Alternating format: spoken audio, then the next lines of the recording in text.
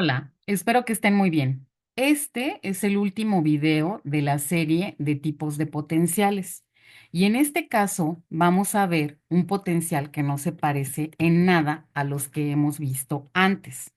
Porque el potencial que vamos a ver ahora se llama potencial de acción compuesto. Y en esta palabra está la clave de por qué es un potencial diferente. PAC por sus siglas en español, CAP por sus siglas en inglés. Es compuesto porque es un registro poblacional, no es un registro que se haga en una sola célula.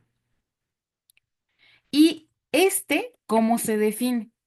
Un potencial de acción compuesto es la respuesta eléctrica medida en voltaje, en este caso en milivolts, que resulta de la activación simultánea o casi simultánea de múltiples fibras excitables. Múltiples fibras excitables. ¿Y dónde encontramos muchas fibras excitables en conjunto? En los músculos esqueléticos, en los nervios periféricos y en los tractos del sistema nervioso central. Entonces, el potencial de acción compuesto es un registro poblacional. Para reafirmar más esto, vamos a hacer la diferencia entre el potencial de acción y el potencial de acción compuesto. El potencial de acción es un registro intracelular. ¿Por qué es intracelular? Porque uno de los electrodos, el de medición, se coloca en la parte intracelular. Por lo tanto, el potencial de membrana que medimos inicia en -70, porque ahí estamos registrando, antes de dar el estímulo, el potencial de membrana en reposo de una sola célula. ¿Cómo vemos el potencial de acción? Lo observamos de esta forma. Vean que aquí está el electrodo de medición, que es el electrodo rojo. En el interior de la célula, el electrodo de referencia está en el exterior y se inicia este registro de potencial de membrana en -70. Y cuando damos el estímulo, que en este caso sería un estímulo umbral, se genera el potencial de acción. Ahora bien, ¿qué pasa en el caso del potencial de acción compuesto? El potencial de acción compuesto es un registro extracelular. ¿Por qué? Porque está afuera los electrodos de las células. Tanto el electrodo de medición como el electrodo de referencia están fuera de las células. Por lo tanto, el registro de voltaje no comienza en -70, comienza en 0 milivolts, porque no es un registro de potencial de membrana. Ahora, ¿dónde se puede registrar un potencial de acción compuesto? Ya lo habíamos visto. En una población de fibras musculares esqueléticas, como podría ser un músculo esquelético, o de fibras nerviosas, también llamadas axones, como podría ser un nervio o un tracto en el sistema nervioso central. Ahora, ¿cómo vemos un potencial de acción compuesto? Lo observamos de la siguiente manera. Aquí tenemos un nervio. Este no es un axón, es un nervio y aquí hay un montón de axones. Ahorita lo vamos a ver en la siguiente diapositiva. Tanto el electrodo de medición como el electrodo de referencia, que son los de registro, están en la parte extracelular, están fuera del nervio, no están dentro de ninguna célula. Por lo tanto, como los dos electrodos, antes de dar el estímulo, entre los dos electrodos no hay diferencia de potencial, por eso este registro comienza en 0. Cuando se da el estímulo apropiado, entonces al menos se activan algunos axones, generan potenciales de acción individuales y eso es lo que hace que veamos este registro. Por lo tanto, para que registremos un potencial de acción compuesto, por lo menos algunos axones en el nervio deben generar potenciales de acción. Si ningún axón que esté en el nervio genera un potencial de acción, no vamos a tener potencial de acción compuesto. Los axones del nervio, muchos o pocos, deben generar potenciales de acción para que podamos registrar un potencial de acción compuesto. Ahora bien, aquí tenemos un nervio y vean que los nervios son bastante complejos. Tienen muchos axones y además de que tienen axones, tienen vasos sanguíneos, que es lo que vemos aquí. Estos vasos sanguíneos, todos estos son vasos sanguíneos y además tienen capas de tejido conjuntivo. Vean que aquí observamos que los nervios pueden tener axones no mielinizados y axones mielinizados. Y cada uno de esos axones está recubierto por esta capa gris que se ve aquí, que se llama endoneuro. Ese endoneuro es una capa de tejido conjuntivo que rodea al axón.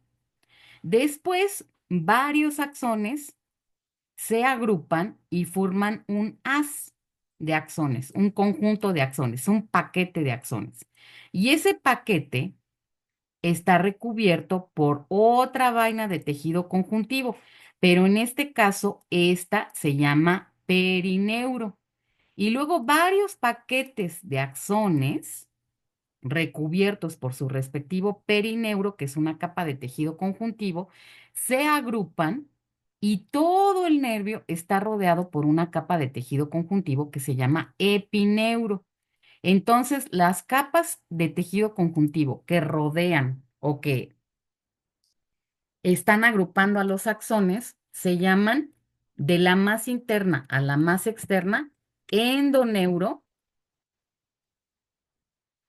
perineuro y epineuro. El epineuro es el que está hasta arriba, digamos, rodeando a todo el nervio. Ahora bien, en este nervio hay diferentes tipos de axones. ¿Qué es lo que los hace diferentes?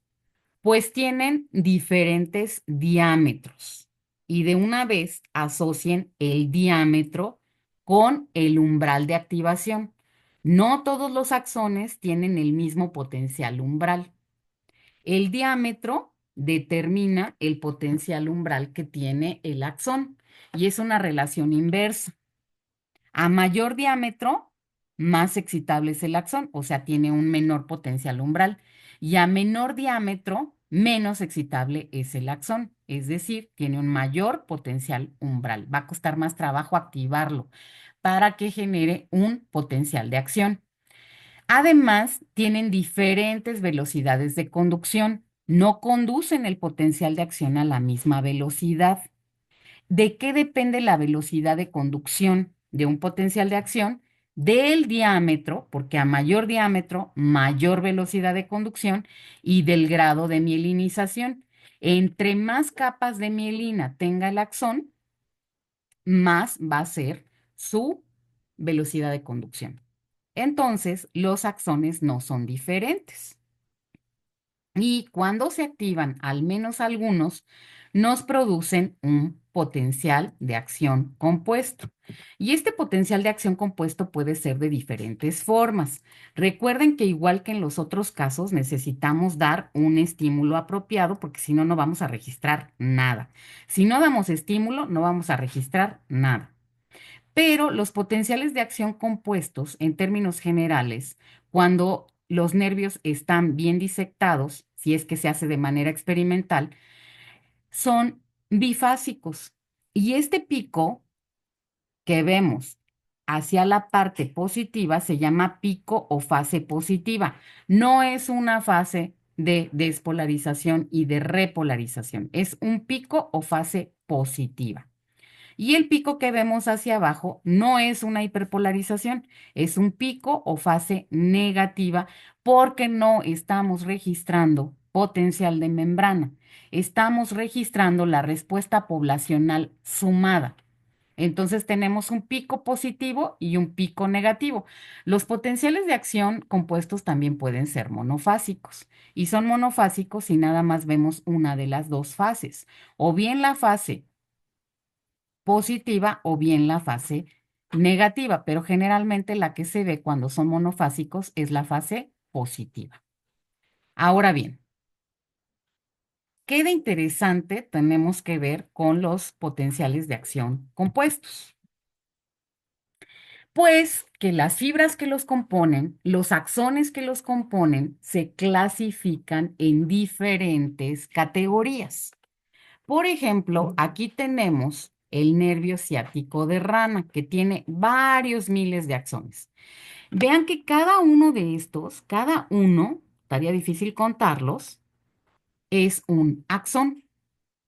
Y este nervio tiene, el nervio ciático de rana, tiene endoneuro, pero no tiene perineuro, porque aquí no están agrupados los axones. Nada más tiene endoneuro y epineuro, que es la capa que rodea a todo el nervio. Entonces, los axones se clasifican en categorías, dependiendo de qué, de su diámetro y de su velocidad de conducción. Aquí tenemos una clasificación que se llama clasificación de Erlanger-Gasser. Estos dos señores hicieron la clasificación de las fibras nerviosas o los axones de este nervio ciático de rana y agrupan a las fibras con letras y con números. Bueno, esta no es de números. La clasificación que vamos a ver de números se llama clasificación de Lloyd. Esta nada más es con letras, entre ellas letras griegas. Entonces, las fibras mielinizadas son las fibras más grandes. Y empezamos aquí con las A alfa, las A beta, A alfa y luego las B. Todas estas son mielinizadas y vean que se agrupan de mayor diámetro a menor diámetro, porque terminamos con la C, y de mayor velocidad de conducción a menor velocidad de conducción. Esto es muy importante que lo consideren, sobre todo para el seminario, porque tendrán que decirnos qué tipo de fibras generaron el potencial de acción compuesto que ustedes registraron. Por otra parte, tenemos acá un esquema en el que vemos un nervio vago de humano. Este es un nervio de los más grandes. Este tiene más de 100,000 axones. Y vean que este nervio sí que tiene el endoneuro, también tiene el perineuro, que es este que empaqueta a los axones, y luego el epineuro, que empaqueta a todo el nervio. Y esta clasificación, esta tabla que tenemos aquí, esta no es para rana, esta es para mamífero. Entonces vean que las fibras A alfa son las de diámetro mayor y las que tienen el mayor grado de mielinización. Las fibras A beta son las que siguen en diámetro, pero tienen menor grado de mielinización que las A alfa. Luego tenemos a las A delta, que tienen un diámetro todavía menor y menor grado de mielinización que las A beta y por supuesto que las A alfa. Y finalmente aquí tenemos a la C, que estas fibras no tienen mielina. Vean que aquí tenemos los diámetros y vean que no todas las fibras A alfa son iguales porque nos están poniendo un rango de diámetro. Tampoco todas las fibras A beta son iguales porque hay un rango de diámetro y así sucesivamente. Y aquí tenemos las velocidades de conducción que si las comparan con la tabla anterior, nada tienen que ver la velocidad de conducción de un mamífero con la velocidad de conducción de una rana. Y aquí nos dicen cuál es la función que desempeñan este tipo de fibras en la fisiología sensorial. Entonces vean que yo les decía que se pueden clasificar por letras o se pueden clasificar con números. Las fibras A alfa son lo mismo que las fibras 1. Las fibras A beta son lo mismo que las fibras 2, las fibras A delta lo mismo que las fibras 3 y las fibras C lo mismo que las fibras 4. Ahora, ¿Qué de importante tiene esto? Pues que estas fibras se van a poner en evidencia cuando hagamos registros del potencial de acción compuesto. ¿Por qué? Porque tienen diferentes umbrales dados por su diferente diámetro y tienen diferentes velocidades de conducción dadas por su diámetro y por su grado de mielinización. Entonces, fíjense qué es lo que vemos aquí. Lo que observamos aquí es que si damos un estímulo pequeñito, que es este, es un estímulo ligero, vamos a activar cierta población de axones. En este caso, nada más veríamos a las A alfa, que son las que tienen la mayor velocidad de conducción y son además las que tienen el menor umbral de activación. Por eso son las primeras que vemos después de que se da el estímulo. Pero si aumentamos la intensidad del estímulo, vean que aquí la aumentamos, vemos dos cosas. Por un lado, la amplitud del pico que generaban las fibras A alfa aumenta. Y por otra parte, nos aparecen otro tipo de fibras, un segundo componente, otro pico. ¿Por qué este pico nos aparece después? Porque estas fibras conducen con una velocidad de conducción menor que las fibras A alfa. Por eso vemos este componente después. Entonces veamos una cosa importante. La amplitud del pico que se genera depende del número de axones que se activó. Si damos ahora un estímulo todavía mayor, ¿qué sucede? Que aumenta la amplitud del pico de las A alfa, aumenta el pico de las A beta, perdón. ¿Y por qué aumenta? Porque se están activando más fibras A alfa y se están activando más fibras A beta que con respecto al estímulo anterior.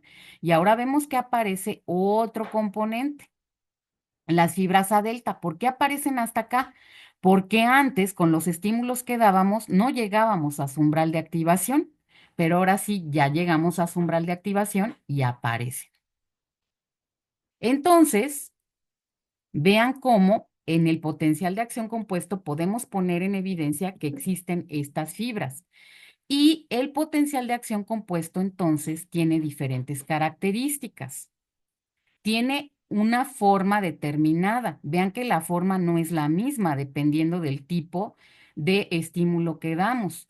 La amplitud del potencial de acción va cambiando dependiendo del tipo de estímulo que damos. También cambia la latencia y podemos aquí medir la velocidad de conducción.